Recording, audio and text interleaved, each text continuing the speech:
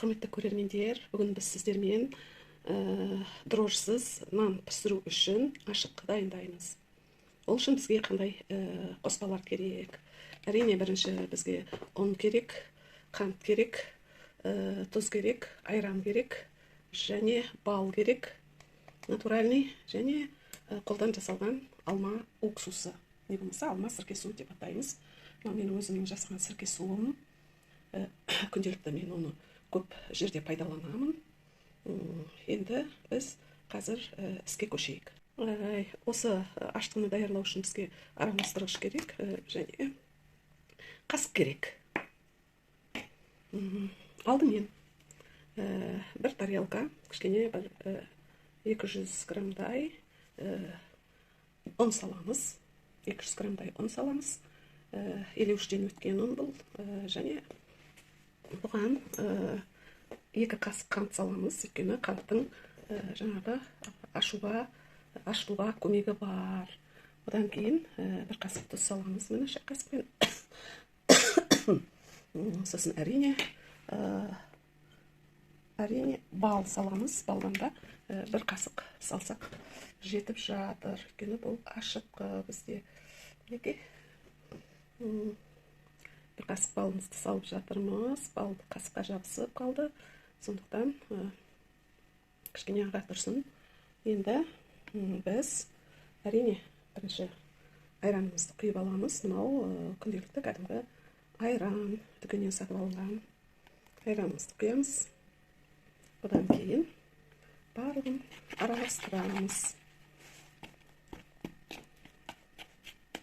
Айран 150-200 граммға жақынырақ. Енді біз кішкене жылы су құямыз үстіне. Міндетті түрде жылы су құю керек. Осылардың барлығын араластырамыз.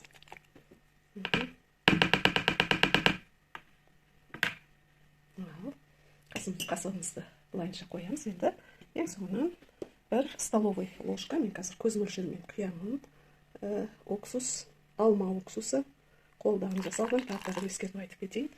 Неге 1 ас қасық, яғни үлкен қасық деп айтуға болады. Осыны енді араластырамыз. Осылайша әбден араластырамыз. Кей кездерде бұған нені де қосуға болады. Кішкене 1 қасықтың ұшымен нан содасын, пищевая сода дейді ғой, оны да қосуға болады. Мына жерде уже айран мен уксустың ащы иісі уже мұрынға келіп жатыр. Неге ешқандай не қалмағанша, кәдімгі қою қаймақтың, не болмаса майонездің қоюлығындай осындай бізде масса пайда болды.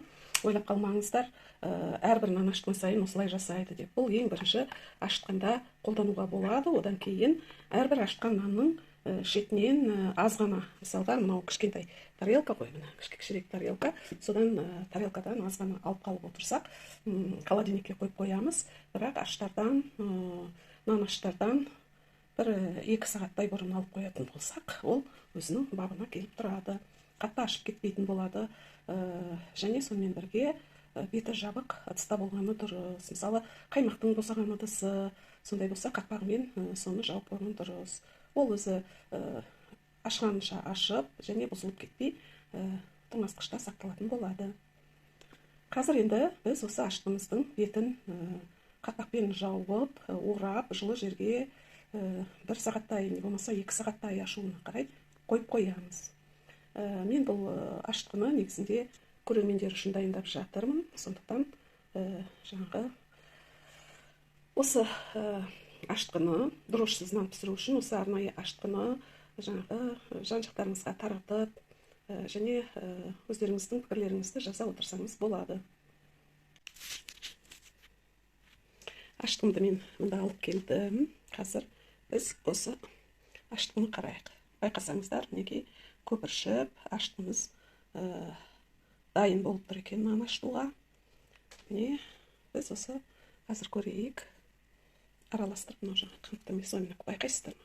Мінекей ашығандығы білініп, ащы иісі шығып, мінекей 2-3 сағатта жылы жерде жып-жылы ораулы тұрғанда осындай күйге жетті. Енді біз осы ашытқыдан ары қарай нан ашыта беруіңізге болады.